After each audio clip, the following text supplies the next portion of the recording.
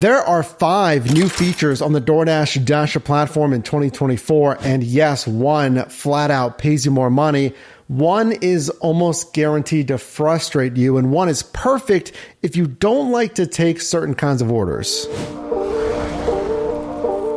Some of these are live now, some are expanded from a smaller beta program, and some I feel like if it's not in your marketplace, it's coming soon. Number 1. This first one's actually live in my local marketplace here in Pittsburgh, Pennsylvania. And for any of these 5, let me know down below in the comments if you have it, if you don't have it, and if you think it's a good idea, if it'll actually help you out. Earning an extra $1 simply for taking a picture of the menu at a restaurant. Earn extra $1 on this order when you take a photo of the menu, not a complete sentence, but okay, DoorDash. This helps us keep the menu accurate for customers. If you're asked not to take a photo, please continue with the pickup because it can be a little bit awkward if you're just kind of standing there. Oh, don't mind me. I'm just earning an extra $1 on DoorDash. In the app, if you continue here, photo guidelines, and this is updated, all of this for 2024, please ensure prices are visible and take multiple photos to capture the entire menu. Avoid photos of people. Visible items and prices, that works. And then too far, blurry prices doesn't work. I had a pizza pickup on this one. This is the first time that I saw it. And it was a trifold, so 3 different sections on each side. And I took 6 pictures. And actually, how many pictures do you even need to take? Well, currently on DoorDash's support page, it says you will only need to submit 1 photo of the menu to qualify. But if the menu is longer than 1 page, feel free to take photos of the first 2 pages of the menu to submit. But mine, again, it's like a trifold and there's menu sections on each little piece there. And I took like 6 pictures. And I mean, for me, it worked. Thanks for your help. $1 has been added to this order's pay. And yes, we can see that right here, menu photo pay. So why are they doing this? Inconsistent pricing rights. Well, they say when customers get inconsistent or inaccurate menus, it can be a poor experience and lead to fewer orders.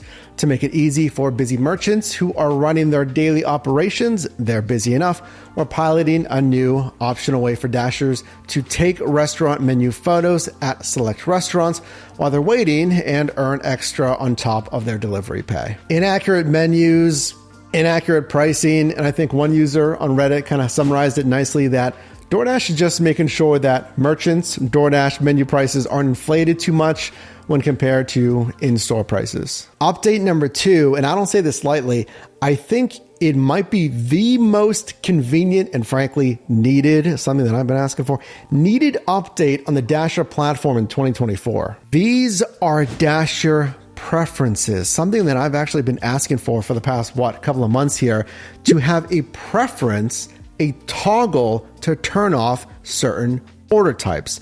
So up until now, I've only had the option to toggle off cash on delivery. Like if I want to do it, I can toggle on or toggle off. Try Dash preferences, choose your deliveries. This from a user from Reddit. Take our new in-app Dash preferences feature for a test drive. During a limited time pilot program, select Dashers like you can choose which type of orders you accept with a tap, including shop and deliver, alcohol orders, and more. Would you like that? Be able to turn off cash on delivery, which again, I feel like most of us already have, but then alcohol, sure, you kind of need to opt into that anyway, so you might have already done that, but shop and deliver. Thank you, DoorDash. You finally caught up to Uber Eats, I guess, because Uber Eats has had this filter for some time. Thank you. I don't have to lose my red card to lose access to shop and deliver. How it works. In your Dasher app, tap Dash Preferences within your account. Number 2, use the toggles to select the types of orders you receive. That is super easy. That's exactly how it should be. Number 3, change your preferences anytime during this pilot program. You can manage your red card, complete any required certifications, and see which order types are in high demand right in your Dash Preferences tab. That kind of makes me think of kind of just general order volume when they tell you like, hey, go online now, it's busy. You might see something in there like, hey, there's a lot of shop and deliver orders right now, and it's up to you. If you want to do that, turn it on. If you find out it's not worth it, turn it off. That is a huge benefit, and I am waiting to get that email here in Pittsburgh, DoorDash number 3. What if I told you when you're actually making your deliveries, when you're out dashing, let me know what marketplace you're driving down below, and actually what vehicle are you using as well? I'm curious there. And that vehicle, I told you could be driving better. Well, with the new Driving Insights, DoorDash is doing just that, telling you how to drive your vehicle in your deliveries. You've increased instances of hard braking and rapid acceleration on your last dash, Mike. This is from my profile, compared to your overall driving trends. Reducing these instances may reduce your risk for accidents.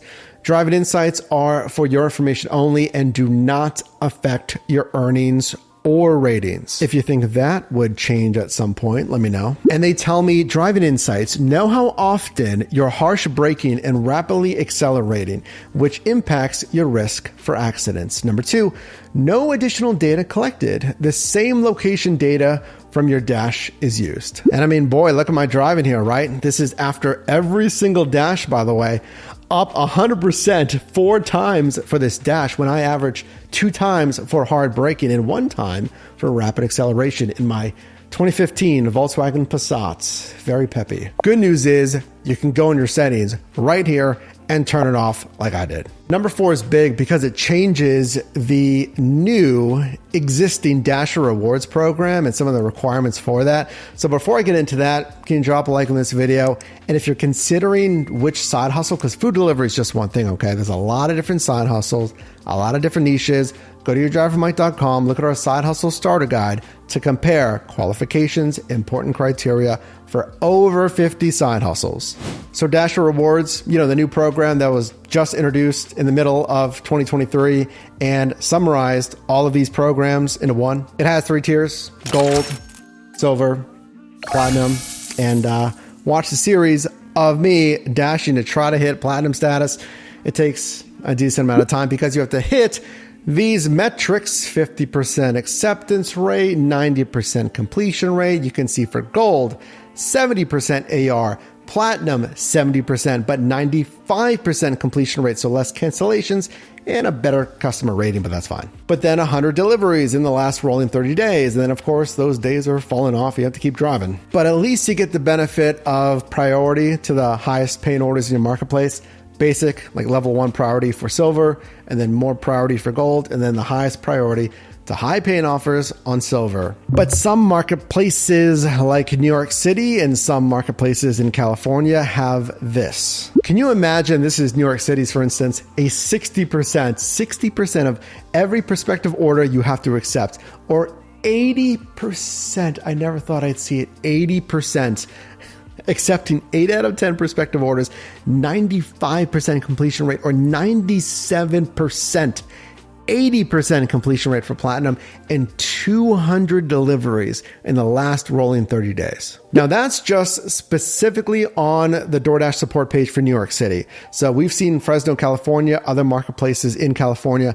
So if your AR or whatever, completion rate, all of this stuff has changed for Dasher Rewards, let us know what it's changed to and what marketplace down below. All right, cool, Mike. Why are you showing me that for some New York City marketplace or some markets in California? I'm not in those marketplaces. It's just because we've already seen Dasher Rewards expanding from just a few marketplaces to more. This is only, again, from like the middle of last year. Do I think that 80% AR just to get, it was gold, so it's 60% at silver. Do I think that's going to expand to other marketplaces?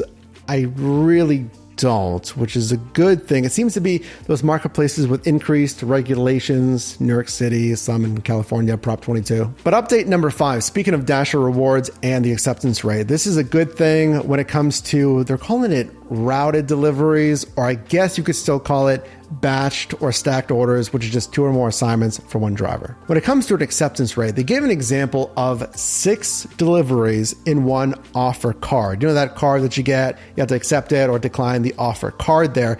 If it says, let's say 6 deliveries, instead of accepting or declining that and being 6 accepts or 6 declines, is treated as just one offer. So 1 accept or 1 decline. I mean, that can be good and bad, right? Treating it as just a single accept and decline. So it would take more work to change that acceptance rate, which again, it can be a good thing or a bad thing. What do you think? Because if you're at, let's say, 35% and you want to get 50% AR, if you got like 6 accepts, then it really helps you out. But if you decline that routed delivery or long batch route, whatever, then it's 6 declines and it's on a rolling basis. So it's going to take longer eventually to increase that AR. Which one of these was most helpful? And which one, if you don't have it, you'd like to see it in your marketplace? And trust me, there is basically 2 sides, a pro and a con to each and every one of these. So share that so we can discuss down below.